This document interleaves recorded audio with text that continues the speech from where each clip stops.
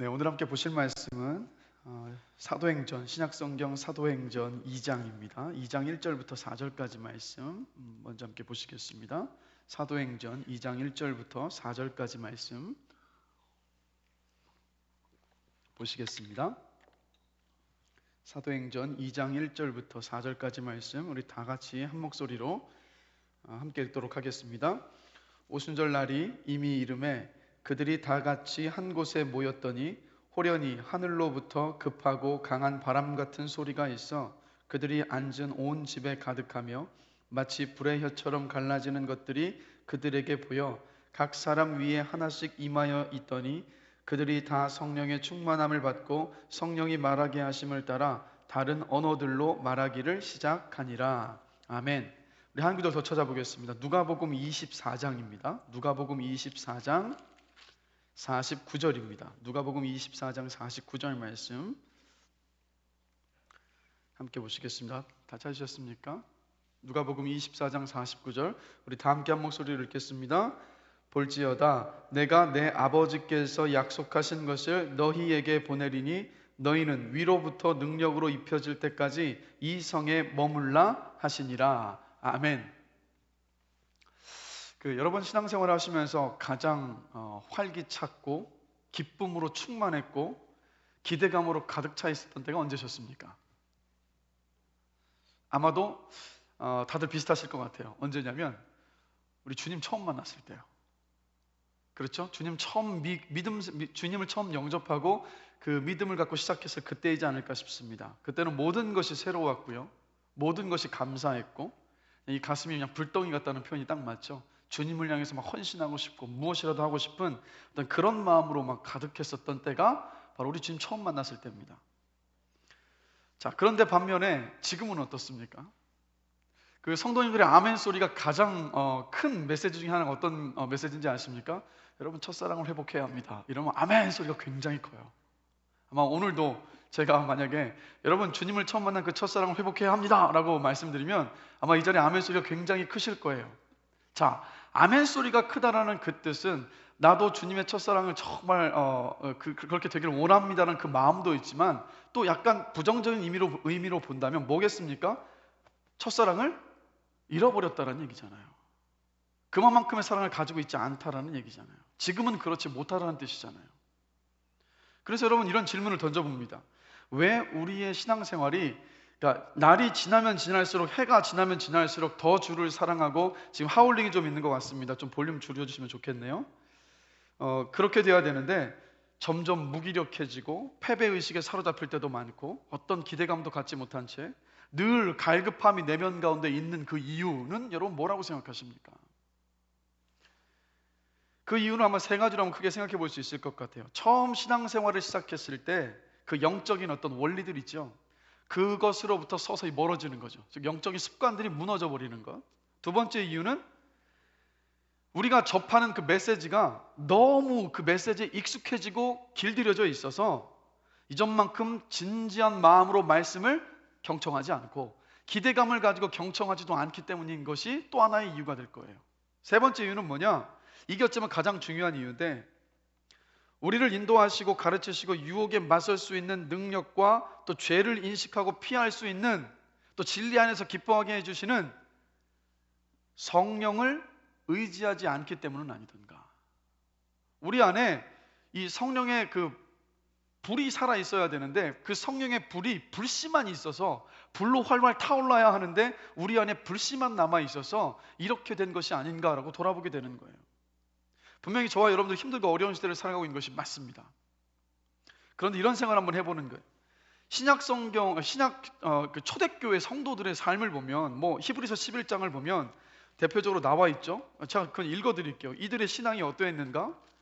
히브리서 11장 34절부터 38절까지 보면요, 전에도 우리 함께 이 말씀을 읽었었던 말씀입니다. 이런 말씀입니다. 믿음 가운데서 살았던 초대교회 성도들의 모습.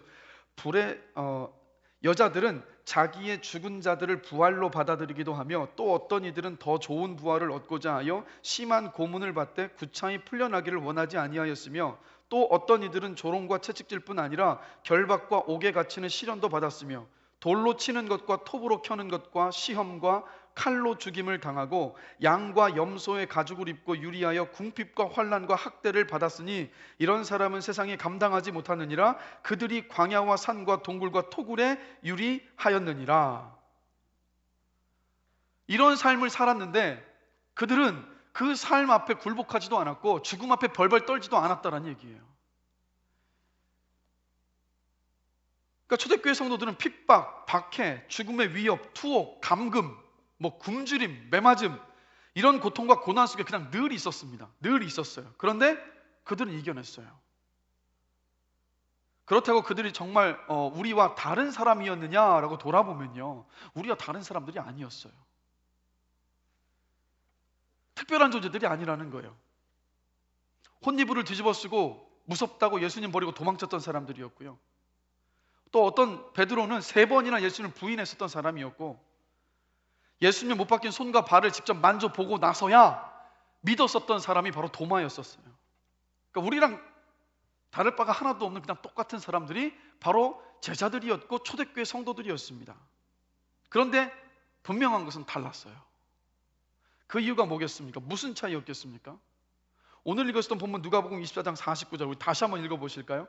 자, 한 목소리 한번 다시 한번 읽어보겠습니다. 볼지어다 내가 내 아버지께서 약속하신 것을 너희에게 보내리니 너희는 위로부터 능력으로 입혀질 때까지 이 성에 머물라 하시니라. 이게 예수님께서 제자들에게 하신 명령인데 무슨 명령입니까? 위로부터 내가 능력을 너희에게 부어줄 테니까 이곳에서 기다리고 있으라는 거예요. 기도하며 기다리라는 거예요. 위로부터 능력이 너희에게 부어질 때까지. 질문 드릴게요. 이 위로부터의 능력이 뭡니까? 성령의 권능을 말해요. 성령의 능력을 말하는 거예요.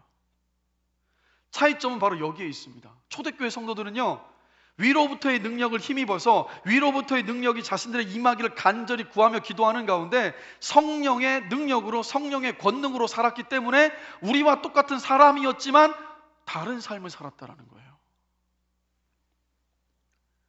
그래서 오늘은요, 이 성령의 능력에 대한 능력이 어떤 것인가 한번 생각을 해보면서 오늘 이 시간 다른 것 구하지 않고 우리가 성령의 능력을 구하는 밤이기를 원합니다. 그래서 이 사도행전 2장 1절에서 4절을 보면 능력이신 성령께서 임하신 그 모습 속에서 성령께서 어떤 분이신가를 우리가 먼저 알 수 있어요. 그 이해가 먼저 필요합니다. 자, 먼저 보시면 2절에 보시면 성령이 어떻게 하늘로부터 임하셨습니까? 호련히 임하셨어요. 호련히. 호련이라는 뜻은 뭐냐? 갑자기라는 뜻이에요. 갑자기. 자, 이건 무슨 뜻이겠습니까? 성령이 호련히 임하셨다. 분명히 제자들은요, 위로부터의 능력이 너에게 올 때까지 기다려라 라고 예수님의 그 명령을 따라서 마가의 다락방 기다리고 있었어요. 120명의 제자들이. 근데 호련히 성령께서 임하셨습니다. 이건 무슨 뜻입니까? 성령께서 원하시는 때에 임하셨다는 얘기예요. 성령께서 원하시는 때. 그래서 예수님께서, 그래서 성령 하나님에 대해서 우리가 오해하지 말아야 될 것은 뭐냐면요, 성령님 여러분 하나님이십니다. 그냥 우리 뜻대로 우리가 필요할 때 좌지우지할 수 있는 분이 성령님이 아니시라는 거예요. 삼위일체 가운데 한 분이세요. 그래서 간혹가다 여러분 이런 말 들어본 적 있으시죠? 내가 성령 받게 해줄게. 내가 방언 받게 해줄게. 방언은 우리 집 계도에 내가 꼭 방언하게 해줄게 하면서 옛날에 정말로 있었죠. 코카콜라 하다 보면 방언이 생긴다고. 자, 질문 드릴게요. 그렇게 해서 정말 방언 받을 수 있습니까? 아니라고요. 그건 지금 성령 하나님을 어떻게 생각하고 있냐면 그냥 나에게 어떤 능력, 나에게 임하는 한 능력 정도로만 생각하고 있는 거예요. 여러분 기억하십시오. 성령님은 하나님이십니다. 인격이신 하나님이시라고요. 그래서 우리가 성령님을 좌지우지할 수가 없고 성령의 뜻 안에서, 그분의 뜻과 계획 안에서, 그분의 타이밍 안에서 성령께서 우리에게 방언도 주실 수 있는 거고 그분의 은사를 우리에게 베풀어 주실 수 있다는 거예요. 그래서 우리는 철저하게 성령님 앞에서 그분을 하나님으로 인정할 수 있어야 합니다. 두 번째로 성령이 그 다음에 보시면 호련히, 그 다음 같이 한번 읽어보시겠습니다. 하늘로부터 같이 한번 읽어보겠습니다. 하늘로부터 급하고 강한 바람 같은 소리가 있어 그들이 앉은 온 집에 가득하며. 자, 급하고 강한 바람 같은 소리가 나면서 성령께서 임하셨어요. 급하고 강한 바람 같은 소리 뭐겠습니까 여러분? 바로 폭풍을 말합니다. 폭풍을 말해요. 욥기 38장 1절을 보면 그때에 여호와께서 폭풍우 가운데에서 욥에게 말씀하여 이르시되 라고 말하고 있습니다. 즉 폭풍은 무엇을 상징하냐면 성경 속에서 폭풍은 항상 하나님의 임재를 나타내는 징표였어요. 폭풍이 불면, 그래서 이스라엘 백성들이 시내산 꼭대기에 막 이 폭풍이 확 불어닥칠 때 그때 하나님께서 그곳에 임하였음을 알 수가 있었습니다. 그래서 여러분, 이것은 무엇을 말하냐면 하나님께서, 성령께서 우리 가운데 임재하시면, 우리 가운데 부어지게 되면, 충만히 부어지게 되면 우리가 그것을 느끼고 알 수 있어요. 여러분들 그런 경험들이 다 있으실 겁니다. 막 말로 표현할 수 없는 하나님 아버지의 사랑으로 인한 막 기쁨과 감격이 막 계속 샘솟아 오르는 거예요.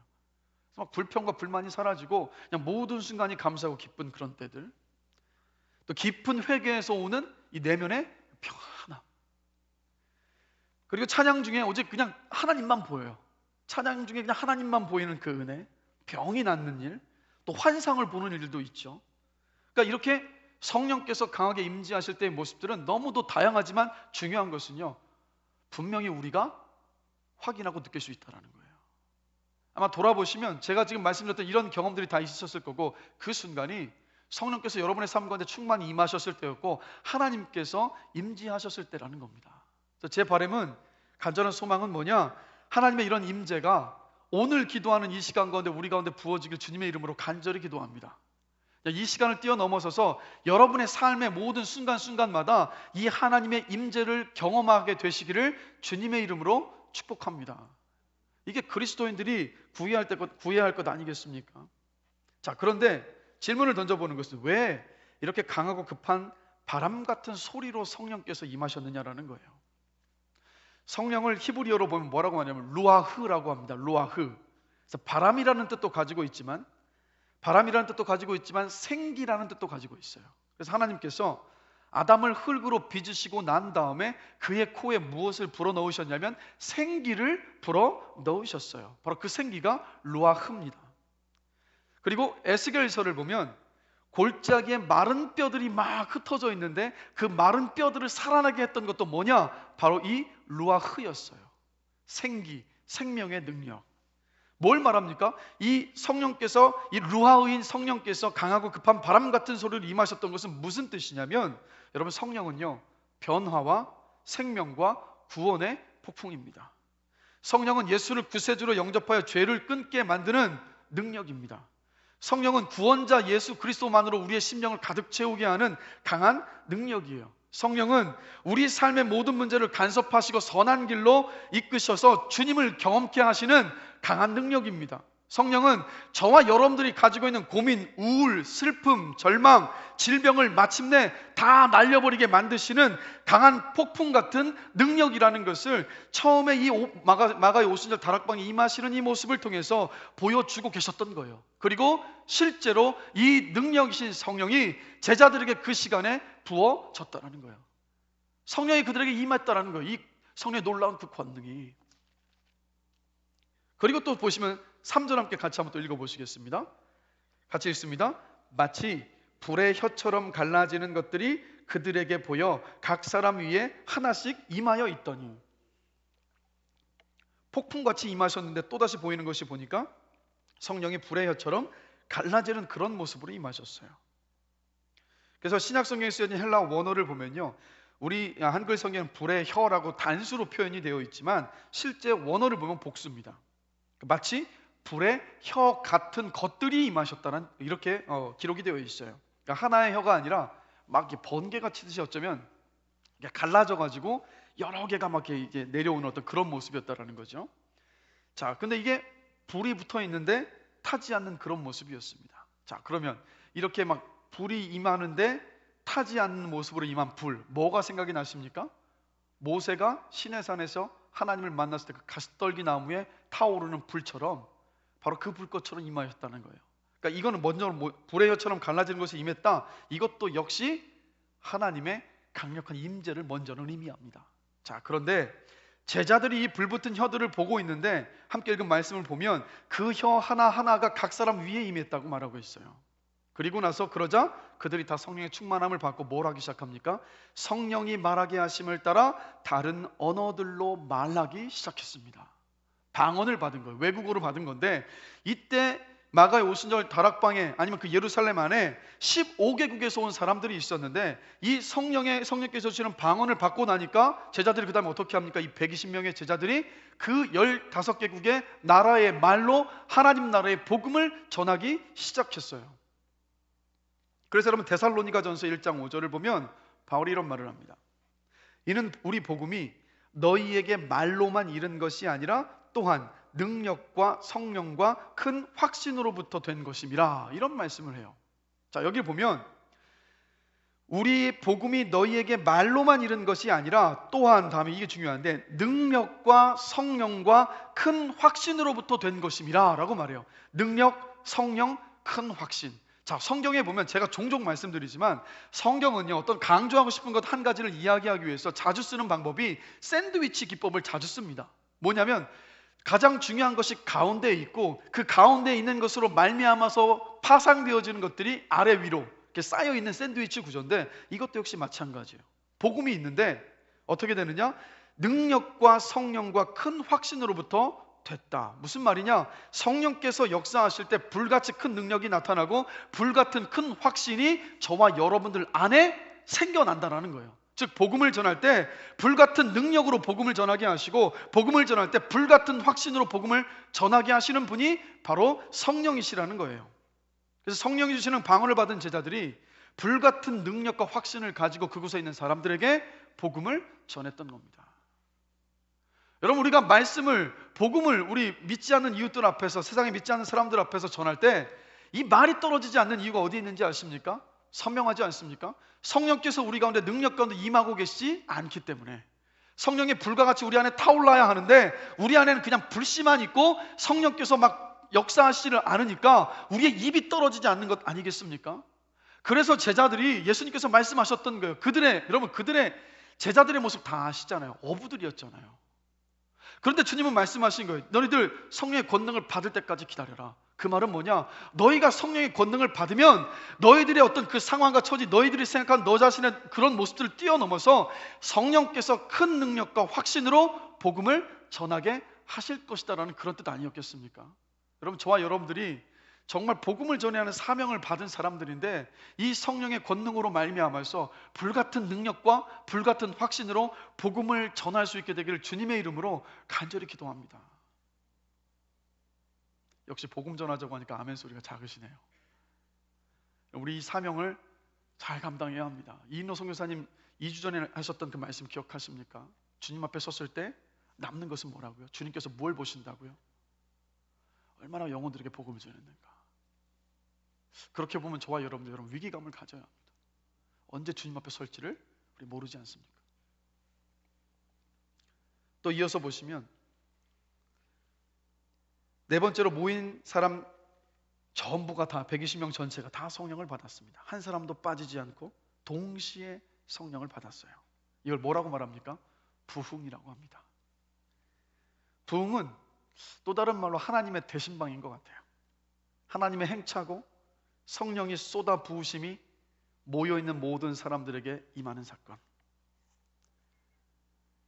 그런데 우리가 주목해야 될 것은 뭐냐면요, 이 120명의 제자들이 함께 모여 기도하고 있었다는 겁니다.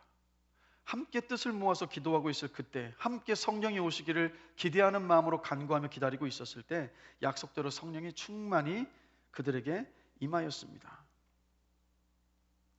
그래서 여러분, 저와 여러분들도요, 우리가 한 마음으로 성령의 능력을 구할 수 있기를 원합니다. 질문을 드리고 싶어요. 성령의 능력을 사모하십니까? 성령의 권능을 정말 사모하십니까? 시작은 거기로부터예요. 갈망함이 있느냐 없느냐, 사모함이 있느냐 없느냐. 왜냐하면 갈망함이 있고 사모함이 있는 자가 찾고 구하고 두드리거든요. 근데 찾고 구하고 두드리지 않으면 주어지지 않아요. 그래서 오늘 한 번의 기도로 성령께서 임하실 수도 있고 그렇지 않을 수도 있지만, 우리가 정말 간절히 바라는 이 마음을 가지고 성령의 권능을 구할 수 있기를 주님의 이름으로 다시 한번 간절히 축원합니다. 여러분, 이렇게 살펴본 것처럼 이렇게 강력하고 놀라운 모습으로 성령께서 오순절 마가의 다락방에 처음으로 임하신 거예요. 자, 그러면 제가 지금부터 살펴보고 싶은 것은, 성령께서 우리 가운데 임하실 때, 강하게 임하셨을 때 나타나는 성령의 능력, 권능이 어떠한 것인가를 좀 함께 살펴보려고 합니다. 이걸 좀 기억하시고 우리가 이것을 구할 수 있게 되길 원해요. 소망할 수 있게 되길 원해요. 이 성경 속에 보면 성령의 능력이 바로 이렇습니다. 여러 가지인데요. 먼저 하나님의 영광을 보게 합니다. 하나님의 영광을 보게 하시는 분이 바로 성령님이에요. 그래서 하나님께서 저 멀리 계신 분이 아니라 지금 나와 함께하고 계셔서 내 인생을 주관하시는 분으로 확신하며 그분을 느끼고 경험하게 하는 분이 바로 성령이십니다.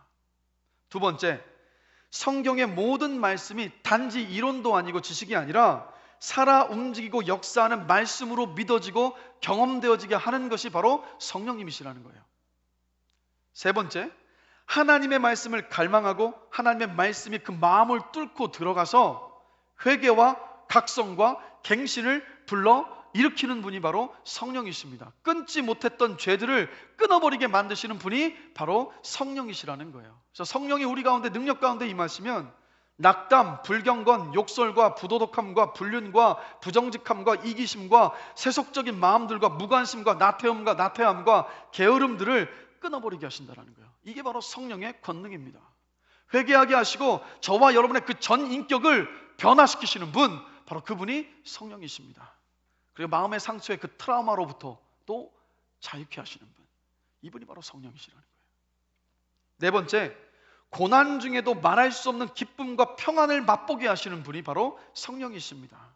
그래서 성령이 우리 가운데 능력 가운데 임하셨을 때 외적으로 너무도 혼란스럽지만 외적 혼란과는 상관이 없는 내적인 평안함을 경험케 하시는 분이 바로 성령님이시라는 거예요. 그래서 우리의 이 모습을 어디서 볼 수 있냐면, 제자들이요 복음을 전하다가 붙잡혀 채찍질을 당합니다. 그런데 제자들은 어떠했느냐, 막 붙잡혀가지고 복음 전하다가 죄를 지은 것도 아닌데 붙잡혔는데 억울할 법도 한데 그들은 도리어 기뻐하는 모습을 봐요. 왜 기뻐합니까? 내가 주님의 고난에 동참했다는 그 이유 때문에. 어디로부터 그것이 가능했겠습니까? 그들 안에 성령께서 불과 같이 타오르고 계셨기 때문이었다는 거예요. 사내들은 공의 법정에 잡혀가서 그곳에 있는 대제사장들과 서기관들이 말합니다. 너희들 다시는 복음 전하지 마라. 엄하게 무섭게 경고를 하고 매를 치며 떠나보냅니다. 그런데 그들은 뭐라고 이야기합니까? 내가 사람을 두려워하랴 하나님을 두려워하랴, 나는 복음 전하기를 멈추지 않겠노라고 이야기하면서 매를 맞고 경고를 받고 돌아선 그 순간부터 다시 복음을 전했던 제자들의 모습을 봐요. 어떻게 그렇게 할 수 있었겠습니까? 성령의 권능이었습니다. 성령의 능력이었다는 거예요. 저는 우리 교회에서요, 이 성령의 능력이 막 강하게 살아서 역사하시는 분을 한번 꼽으라고 한다면 저는 김현자 권사님이 자꾸 생각이 나요. 아시는 것처럼 지금 투병 중이시지 않습니까? 지금 겨울이 되니까 손끝과 발들이 더 막 저려와서 고통과 통증이 굉장히 심하세요. 그런데 지금도 김현자 권사님을 만나 뵈면 항상 얼굴에 미소가 있고 기쁨이 있습니다. 그래서 도리어 저에게 목사님 저 너무 기쁘고 감사해요, 힘내세요라고 저를 도리어 격려하시고 도전하시는 분이 김현자 권사님이세요. 자, 그럼 돌아보십시오. 어떻게 이러한 일이 일어날 수 있겠습니까? 저는 확신합니다. 권사님의 그 심령 안에 성령께서 강하게 일하고 계시는 줄로 저는 믿습니다. 고난 속에서도 기쁨을 잃어버리지 않게 하고 평안을 놓치지 않게 하시는 분, 바로 그분이 성령님이시라는 거예요. 다섯 번째, 방언과 예언을 하게 하시고 병을 고치고 환상을 보는 기적의 은사를 경험케 하시는 분이 바로 성령이십니다. 그리고 여섯 번째, 두려워하지 않고 담대하게 복음을 전하게 하는 능력을 경험케 하시는 분도 역시 성령님이시라는 거예요. 일곱 번째, 지혜를 주십니다. 여러분, 성령은 진리의 영이십니다. 성령은 우리가 하나님의 뜻에 부합하는 결정을 내리고 선택할 수 있도록 인도하시는 분, 그분이 바로 성령님이십니다. 그래서 우리가 성령의 지혜를 구할 때 여러분 제한하지 않으셨으면 좋겠어요. 성령님의 그 지혜를 구할 때 우리는 자녀의 양육에 대한 문제들, 재정관리에 대한 부분들, 사업 운영, 직장 생활들, 은퇴 이후의 삶과 신앙적인 관계, 영적 은사를 어떻게 써야 될 것인가, 진리의 말씀을 어떻게 이해할 것인가, 우리 삶의 모든 부분에 있어서 우리 성령님은 저와 여러분들의 지혜의 영이 되십니다. 그러하기에 우리가 성령님을 끊임없이 찾고 구하고 의지할 수 있게 되기를 주님의 이름으로 간절히 축원합니다. 여덟 번째, 유혹에 맞설 수 있는 능력을 주시는 분이 바로 성령이세요. 유혹에 전혀 이끌리지 않는 능력이 아니라 유혹에 맞설 수 있는 능력. 그래서 성령님은 하나님의 뜻에 어긋나는 모든 것을 거부할 수 있는 그 힘을 저와 여러분에게 주십니다. 우리 이것을 어디서 볼 수 있냐면 우리 예수님께서 40일 동안을 금식하셔서 줄이고 목마른 그때, 몸이 너무도 피곤하고 어려운 그때 광야로 이끌려 가셔서 사단에게 시험을 받으셨을 때 그 시험을 이기셨어요. 어떻게 이기셨습니까? 우리 주님도 성령의 능력으로 그 시험을 이기셨습니다. 그러하기에 성령은 바로 유혹에 맞설 수 있는 능력을 주신다는 거예요. 저와 여러분의 그 의지에 성령께서 강야가 임하였을 때 그때 우리가 유혹을 이겨낼 수 있는 힘이 우리에게 생겨난다는 거예요. 이게 바로 성경 속에서 말하고 있는 성령의 임하셨을 때 그 능력의 모습입니다. 이번 특세 동안에 다시 시작이라는 주제로 우리가 회복해야 될 것들을 오늘 새벽까지 나누지 않았습니까? 기억하십니까? 첫 번째, 십자가의 복음의 회복이 필요합니다. 두 번째, 하나님을 경외함의 회복이 필요합니다. 내 생각이 아닌 하나님의 생각으로 덧입혀지는 그 회복이 필요합니다. 그리고 주님이 함께 하신다는 실제적인 믿음의 회복이 필요하고, 기도를 통해 주님께서 채워주시는 그 평안함의 회복이 저와 여러분에게 있어야 합니다. 그리고 우리 입술에 찬양의 회복이 있어야 돼요. 자, 그런데 질문 드릴게요. 이 모든 회복을 우리 가운데 실제로 열매 맺게 하시고 이루시는 분이 누구십니까? 바로 지금까지 함께 살펴봤던 성령께서 우리 가운데 능력 가운데 임하셨을 때 비로소 오늘 이번 한 주간에 나눴었던 그 회복해야 될 것들 5가지를 우리 안에 그분 성령께서 회복시키신다라는 거예요. 그렇기 때문에 저와 여러분들이 구해야 하는 것은 우리 안에 임재하고 계시는 성령님께서 능력 가운데 일하시도록 하는 것, 그것을 두고 기도하는 것이 가장 급한 기도 제목이고 가장 중요한 기도 제목인 줄로 저는 확신합니다. 그래서 오늘 이 밤이 그것을 두고 성령의 권능과 능력을 두고 기도할 수 있는 그런 밤이길 원해요. 그러면 질문은 여기에 있습니다. 성령께서 우리 안에 어떻게 능력으로 임하실 수 있을까요? 성령께서 어떻게 우리의 심령 가운데 권능으로 일하실 수 있으실까요? 질문을 하나 드리겠습니다. 집에 막 수많은 그릇들이 있는데 금그릇도 있고 은그릇도 있고 도자기 그릇도 있습니다. 자, 그럼 이 4가지 중에 음식을 담을 때 어떤 그릇을 쓰실 건지 한번 질문 드릴게요. 금그릇, 은그릇, 도자기 그릇, 깨끗한 그릇. 음식을 담을 때 여러분 어떤 그릇 쓰시겠습니까? 뭐 금이라고 막 지저분해도 다 쓸 수는 없는 거예요. 그렇지 않습니까? 지저분하다면 금그릇 우리 쓰지 않아요. 은그릇도 쓰지 않아요. 그냥 깨끗한 그릇을 씁니다. 돌아보면 하나님께서 쓰시는 그릇도 깨끗한 그릇이에요. 성령께서 우리 안에 임하실 때 성령 거룩한 영이시지 않습니까? 거룩한 영이신 성령께서 능력 가운데 임하시고 일하실 수 있는 심령은 여러분 깨끗한 심령인 줄로 믿습니다. 그래서 성령께서 우리 가운데 능력 가운데 임하시길 우리가 정말 갈망한다면 우리가 가장 먼저 해야 될 것은 바로 우리의 심령이 깨끗해지는 것, 즉 회개함으로 주님 앞에 서야 합니다.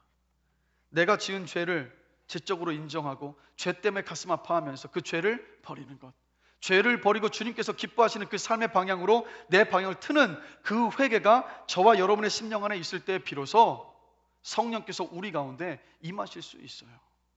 좀 더 구체적으로 보면요, 우리가 이런 우리 마음의 죄들을 버려야 됩니다. 먼저는 이겁니다. 우리 지적인 교만을 버려야 돼요. 이런 거죠. 죽은 자를 살리는 성령의 능력은 그냥 저 사도행전 속에만 있는 일이지 이런 일들은 상식적으로 일어날 수가 없어. 혹시 그 마음을 가지고 있다면, 그런 마음을 가지고 있는 상태에서 성령의 능력을 아무리 구해도 성령 임하실 수가 없습니다. 그리고 초자연적인 성령의 능력에 대한 그 두려움을 버려야 돼요. 그리고 조금 전에 말씀드렸던 우리의 고백하고 회개하지 않은 그 죄를 회개해야 합니다. 그리고 항복하지 않는 우리의 정신을 비워야 돼요. 무슨 말이냐면 자기 고집으로 가득한 사람은 성령으로 채워질 수가 없습니다. 내 계획만 고집하고 내 재정만 고집하고 내 인간관계, 내 성공의 목표만으로 이 마음이 가득 채워져 있으면 성령께서 그 마음 안에 자리 잡으실 수가 없어요. 성령께 굴복하면서 성령으로 채워주시옵소서라고 우리 자신의 모든 생각들을 내려놓고 성령을 찾을 때 그때 성령께서 임하실 수 있습니다. 두 번째로 철저한 순종이 저와 여러분들에게 있을 때 성령께서 권능 가운데 우리의 삶 가운데 일하십니다. 예수님께서 요한복음 20장 21절을 보면 이런 말씀을 하셨어요. 숨을 내쉬며 가라사대 성령을 받으라. 그리고 제자들이 성령을 받았습니다. 그래서 성령께서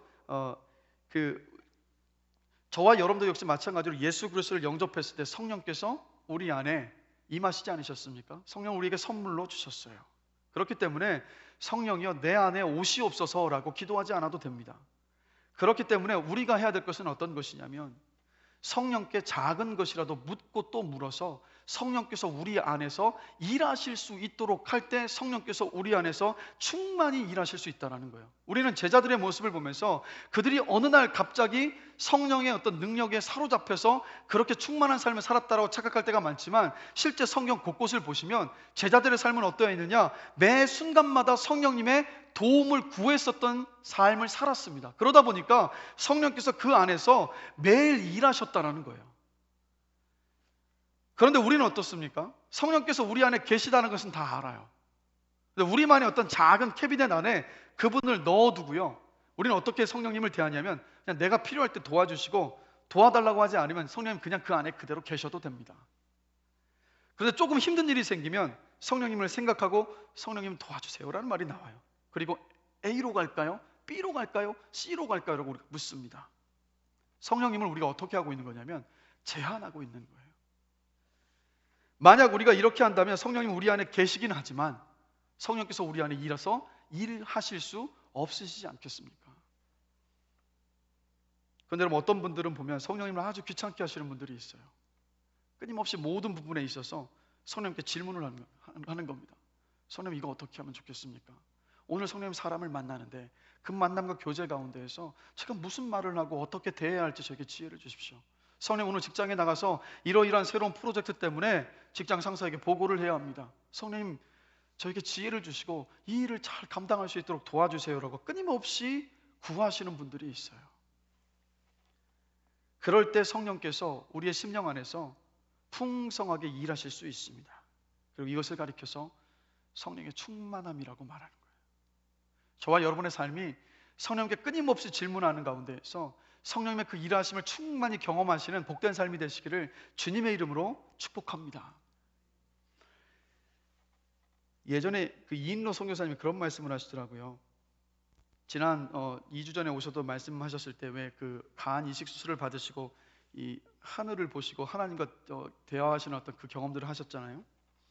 그리고 나니까 모든 막 나무들, 새들, 풀들이 하나님을 예배하고 찬양하는 모습이 너무 생생하게 보이니까 이 선교사님이 가만히 계실 수가 없는 거예요. 그러니까 눈에 그게 보이니까, 하나님이 살아계시고 이 모습이 보이니까, 그래서 이 간 이식 수술을 받은 큰 수술을 받으셨음에도 불구하고 그 베일러 병원이라는 병원 10층까지 되는 높은 10층이 넘는 건물인데 1층부터 꼭대기까지 만나는 환자들마다, 간호사들마다, 의사들마다 복음을 다 전하시는 거예요. 그리고 퇴원을 하고 나서 교회에 가셔서도 만나는 사람들마다 만난 하나님에 대한 간증을 선교사님께서 하시는 거예요. 그러다가 계속 그렇게 하고 다니니까 이제 사람들한테 어떤 소문이 돌기 시작하냐면 그때 이제 집사님이셨으니까 이인로 집사 미쳤다라는 이야기가 도는 거예요.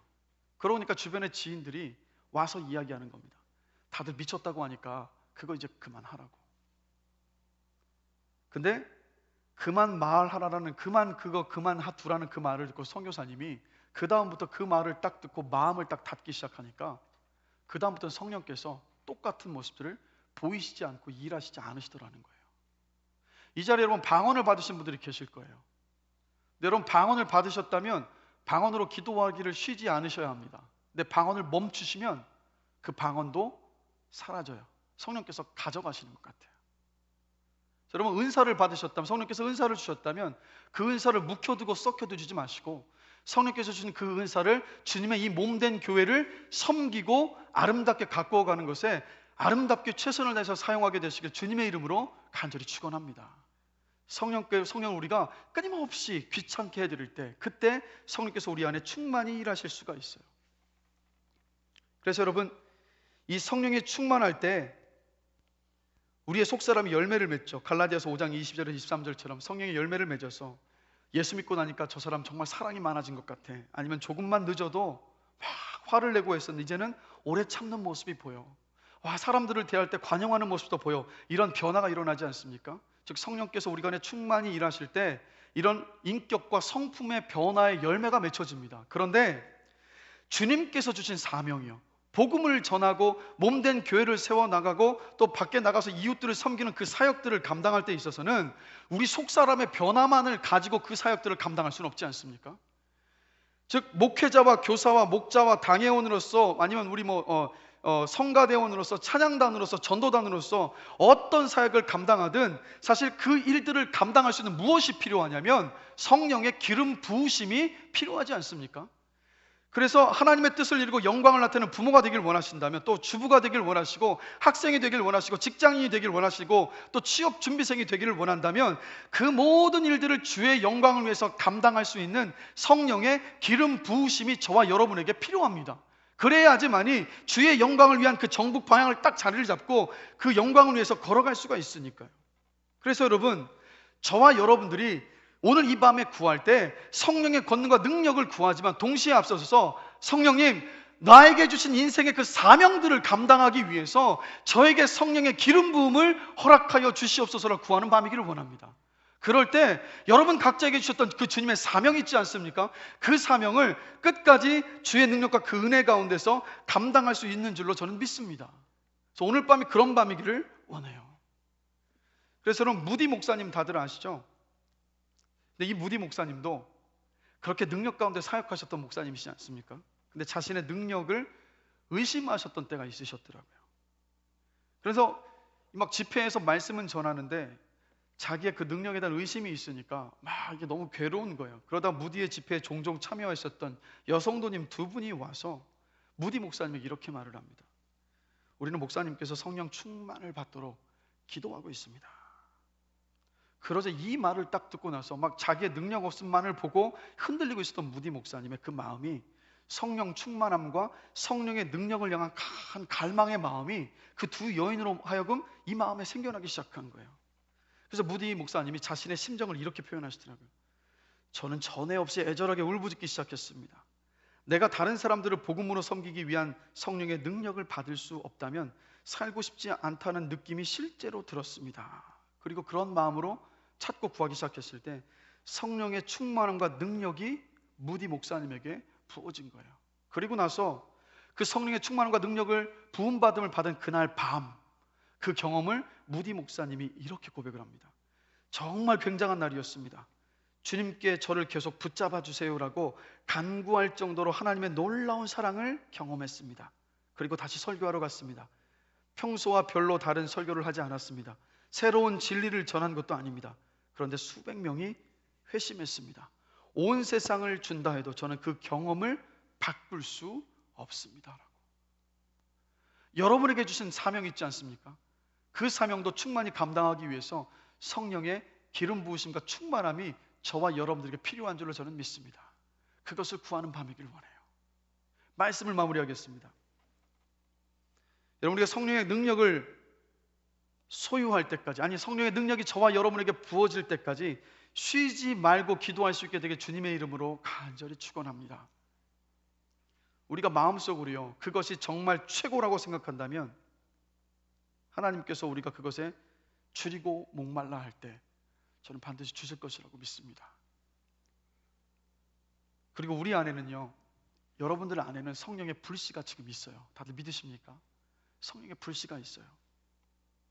그런데 불씨로만 남아있지 않기를 간절히 기도합니다.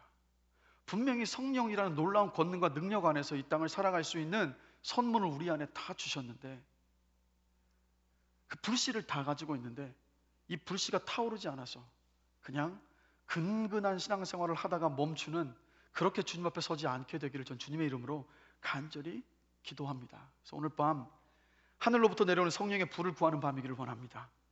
우리 안에 불씨가 성령의 불길로 활활 타오르길 구하는 밤이기를 원합니다. 구하고 찾고 두드릴 때 이 밤에 우리 주님께서 우리가 구하는 그 성령을 충만하게 주실 줄로 저는 믿습니다. 성령의 그 권능을 우리가 찾고 구하고 두드릴 때 우리 주님께서 저와 여러분들 이 밤에 부어 주실 줄로 믿습니다.